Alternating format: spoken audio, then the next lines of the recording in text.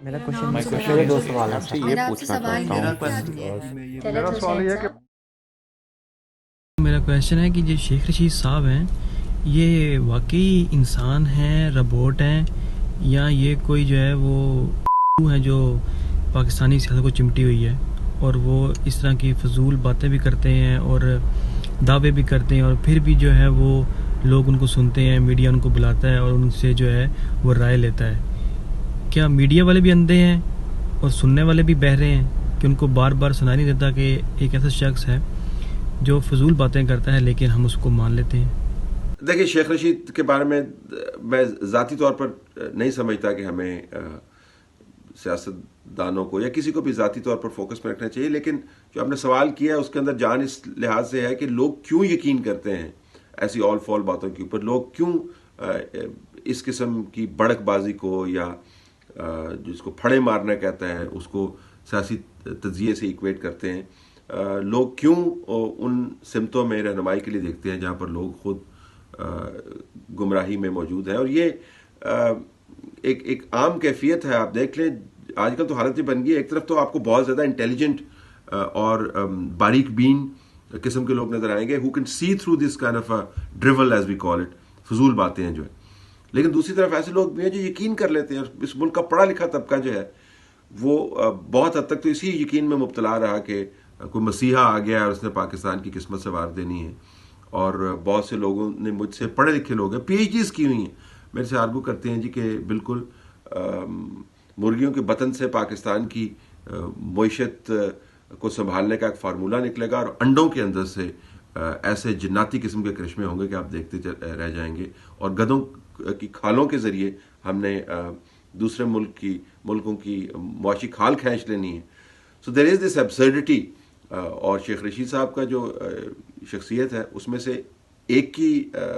ثقافت کی نمائندگی کرتی. جن صحافیوں نے آج تک عوام کو 2013 سے لے کر اب تک کچھ مہینے پہلے تک جو پاپڑ بیچے ہیں، کیا وہ صرف ایک بیان دے کر کہ ہم نے ایک سہانا خواب دیکھا تھا جس کی تعبیر ہمیں نہ مل سکی، ان سے یہ کرایا گیا یا انہوں نے جان بوجھ کر کیا؟ کیا ان کی انفارمیشن ایک عام بندے سے بھی کم ہے؟ کیا صحافت کا یہی پیمانہ رہ گیا؟ بڑی معذرت کے ساتھ. دیکھیے، صحافیوں کا آپ نے ذکر کیا، معلومات میں اگر آپ کی غلطی ہو جائے تو اس میں کوئی پریشانی کی بات نہیں ہے. صحافی ہر وقت تیار رہتا ہے کہ اس کی معلومات کے اندر تصحیح کی گنجائش موجود ہو. اسی وجہ سے جو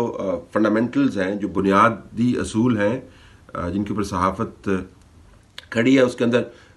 فیکچوئل کاؤنٹر چیکنگ جو ہے وہ بہت ضروری ہے کہ حقائق کو آپ نے چیک کرنا ہے مختلف سورسز کے ساتھ. اس کے باوجود یہ امکان باقی رہتا ہے کہ آپ کے حقائق درست نہیں ہوں. لیکن جب کنسسٹنٹلی آپ ایک جھوٹ کے اوپر یقین کرنے لگ جائیں اور جھوٹ کے اوپر اس اصرار کے ساتھ آپ جمے رہیں کہ آپ کے پاس ایک نسخہ آ گیا ہے ایک شخص کی صورت میں یا ایک نظام کی صورت میں جس سے آپ نے ملک کی قسمت بدل دینی ہے، اور لوگوں کو مجبور کریں کہ اس کے اوپر یقین کریں، پھر جو اس پہ یقین نہ کرے اس کے اوپر آپ بدترین قسم کی غلاظتیں پھینکیں. جب آپ یہ کرنے لگ جائیں تو اس کے بعد معافی تلافی کا وقت نہیں ہوتا.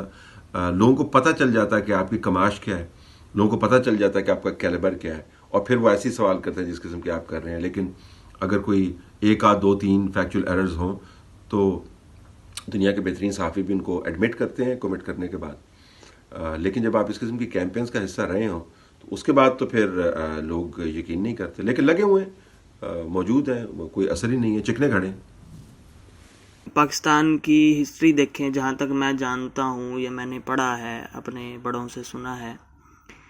کہ جب بھی پاکستان میں کوئی بحران پیدا ہوا ہے، کہ ایوب خان کے دور کا ہو، یحییٰ خان کے اس میں ہو، ضیاء الحق جب آئے، اس سے پہلے کے جو سارا ہے وہ شروع کیوں ہوا، سارا یہ جو بھی مطلب اب پھر ایک نئے عمران خان صاحب نے 2014 میں کیا، اب یہ 2019 میں جو اپوزیشن پارٹیز بیٹھی ہیں، تو سر یہ سارا شروع بنیاد اگر دیکھیں تو انتخابات رہے ہیں.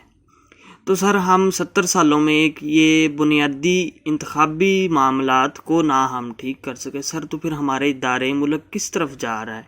جی، میں آپ سے بالکل اتفاق کرتا ہوں. ایک بہت بڑا مسئلہ ملک کے اندر انتخابات کے سیدھے نظام